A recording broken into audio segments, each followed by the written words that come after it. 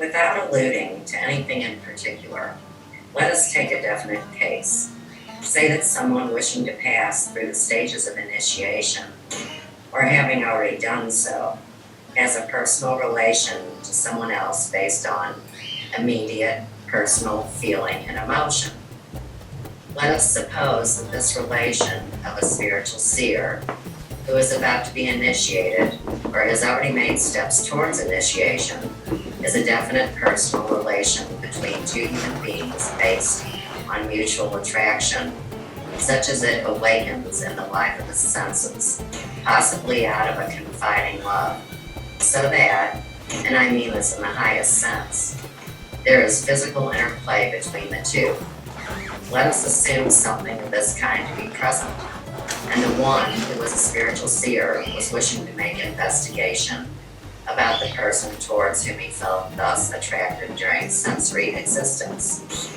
Let us also suppose him to be unable to rid himself of all this love formed in sensory existence for the person in question.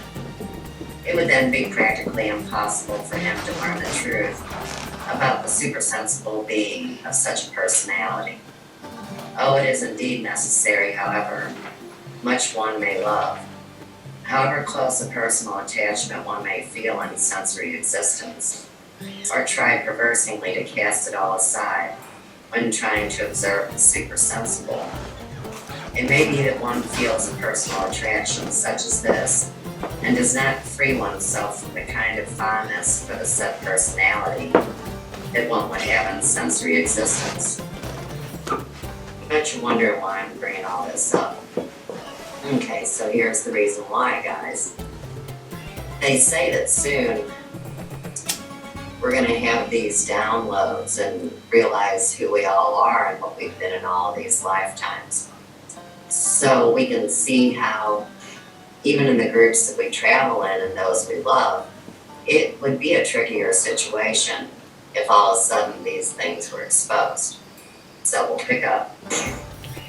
Then, before the eyes of the spiritual seer, pictures of the past and future of this personality will appear. For instance, that must unavoidably be false.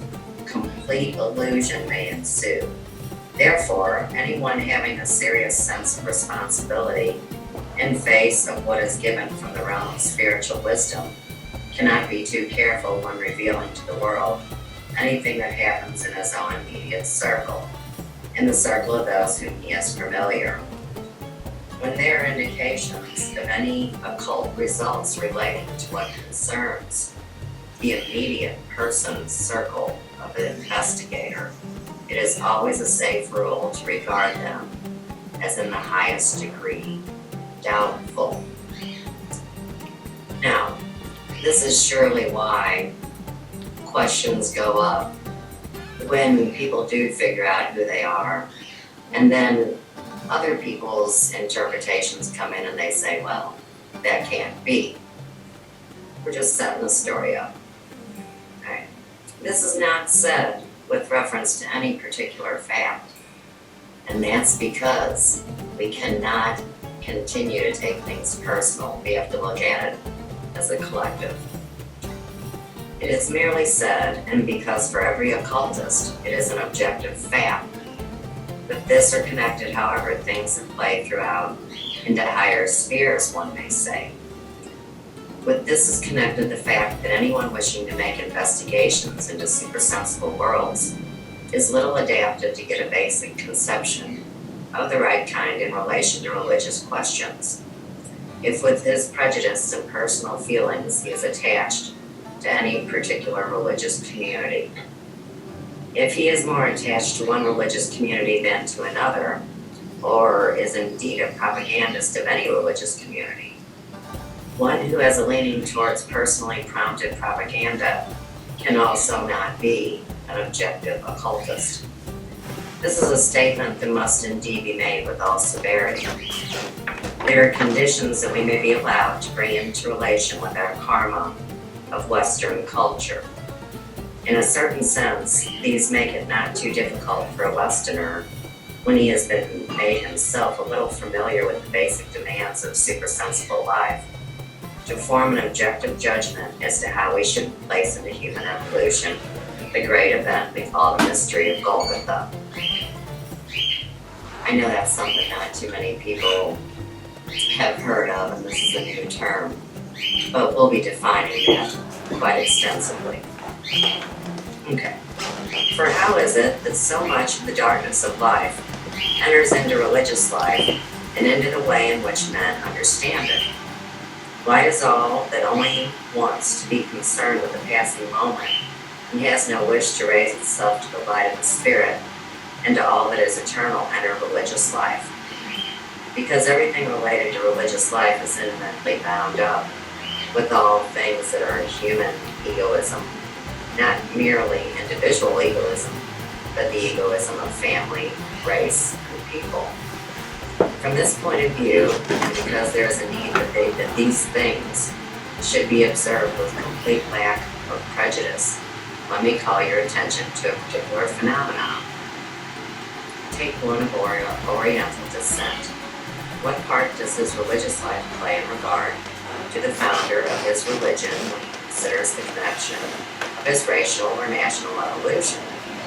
Consider whether it's easy for an Oriental or any other man who is not of the West to think historically about the course of history into which he placed without linking this historical life with men like Krishna, Buddha, Muhammad, or Confucius. Everywhere we see that, quite as a matter of course, what is in religious life is bound up with what takes place in profane external life and flows into the heart and soul of the people. It is impossible to imagine a Buddhist, for instance, writing a history without making Buddha the central point. This is not said as a criticism, but because it is true of the men who belong to such cultural evolutions. But let us go to the West and look, not at dogmas, but at facts. I shall pick out a recognized historian of the West, Leopold von Ranke, who is known throughout the world for his objectivity, his common sense of values, his quite an individual way of facing things objectively. Ranke had witnessed many chapters of historical evolution, but one remarkable thing had become known without him. He once, in the presence of a friend, revealed that he had so represented the course of history that he had never taken into account the Christ, nor the facts immediately associated with him. He went to a good deal of trouble to write a history of the West in accordance with the objective sense without making Christ take part in it. In his old age, it caused him many pangs of conscience when he had to ask, if deeds flow into the actual historical happenings, for which there are no documents nor records, can this history be said to be true? This is not mentioned here to decide whether such a history is true or untrue. I hold it to be supremely justified, but because the best histories by one of the best recognized Western historians has been so written that Christ has been entirely omitted, that Christ was not included in the course. We do not always look up to the being who should stand forth as a central figure of all history. Had there been the right connections with him? It is not science that has led us to this.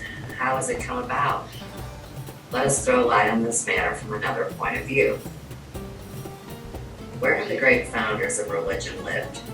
Those who were the great initiates and who gave their people what they needed out of their national substance. Is it conceivable, for instance, that Hermes should have worked on his epoch through the substance of any other people?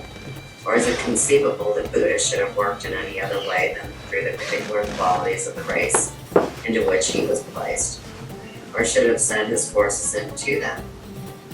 Now let us turn our eyes to him whom we do not call an initiate, but know as a personality through whom initiation, cosmic initiation, has worked. Did he belong to any particular nation?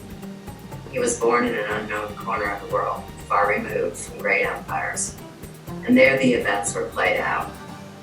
Since the Gospels and other records of the New Testament cannot be looked upon as reliable historical records, it may be said that all of these events, none can be proved by documentary evidence. Those who joined him as pupils and disciples did so without distinction of family, race, or sex. This, then, is the difference, that whereas in former times the people looked to their racial initiates, here they turned to one who belonged to no people, who indeed accomplished his greatest deeds of culture among a people with whom he had not lived. Last week we discussed that the definition of true culture is when the adults are able to teach by example their babies to understand what a state of bliss is and to be able to bring it up in oneself. Okay. That is a great step forward out of darkness of life to the light of spirit that we must not misunderstand if we are in earnest about the evolution of mankind. Those are the things that are really to be considered. Things that have to be effectively pointed out by the science that can be drawn from real observation of supersensible worlds. From much that I have to be able to tell you, you will see how essential it is to have some understanding of what was said by the devil of Johannes Thomasius in The Guardian of the Threshold, quote, "Thinking has a purifying force."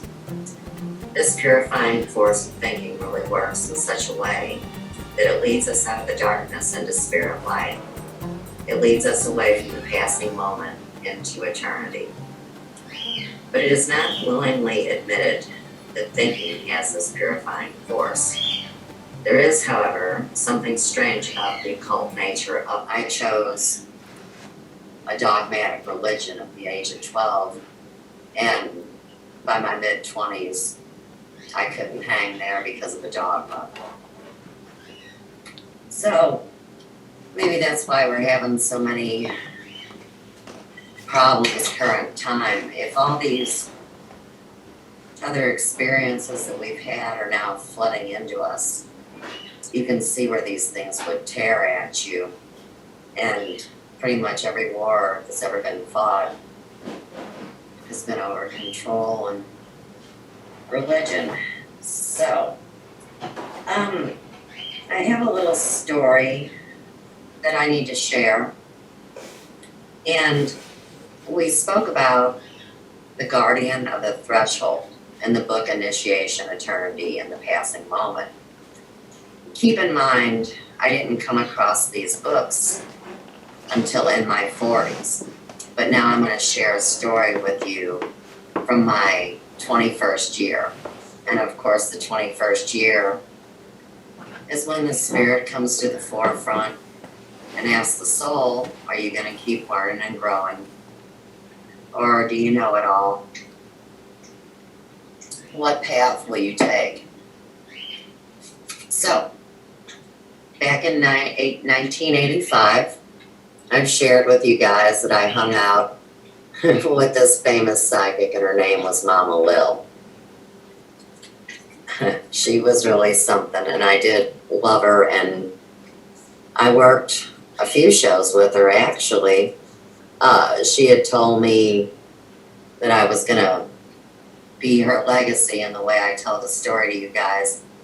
I went running scared like a little bitch, but let's consider that I was just starting out and I was really a little too young. So they say that our higher selves can present itself as what's called the guardian of the threshold. And I did have that experience, so that's what I'm going to share. I'm in bed, sleeping, and all of a sudden I was awake. And my one leg was off the floor, straight up like this. And I saw a completely cloaked figure, so of course it looked dark and ominous and scary. And it surely didn't say anything, but I was wide awake. And of course our first thought is always to call for human help. So If I was a child, I would have called for my mom or dad. And of course, I lived with my grandmother, and she was old and drunk, so of course she couldn't give me any help in the spirit world, could she? Now, being that I was already friends with Mama Lil, I was in the practice of calling on the name of Jesus 3 times. And so when I tried to get voice out, no voice could come out. And of course, when we hear witness to things in the spirit realm, that is absolutely confirmed. And as I worked on it, I was able to get out, please be with me, watch over me, and bring me through this safe. And my leg came down, and the whole thing was done. Depending on how you look at things, it would lead you to realize that I held myself back for a reason at that time, so I would be able, at a later time, to really be able to define what my experience was. I was still way too young. All right, from much that I have to be able to tell you, you will see how essential it is to have some understanding of what was said by the devil of Johannes Thomasius in The Guardian of the Threshold. Quote, thinking has a purifying force. This purifying force of thinking really works in such a way that it leads us out of the darkness into spirit light. It leads us away from the passing moment into eternity. But it is not willingly admitted that thinking has this purifying force. There is, however, something strange about the occult nature of thinking. A materialist science imagines that man thinks with his brain. That is simply an error. If you appreciate the whole meaning of what is said in A Road to Self-Knowledge, you will also understand that the process and activity of thinking, the combining and working out of ideas, do not take place in the physical body, but in the etheric body. In truth, in ordinary life also, man thinks with his etheric body, but the fact that he is in ordinary life precludes his having any knowledge of the activity that takes place within him when he thinks with his etheric body. Fundamentally, man is always thinking. His etheric body is always in motion, and it is this motion that constitutes thinking.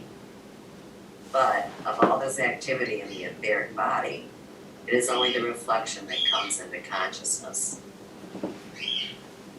You must conceive of certain relation of the etheric body to the physical body somewhat in the following way. Assume that you are walking down this hall beneath this row of windows, and that mirrors were hanging on the walls between each.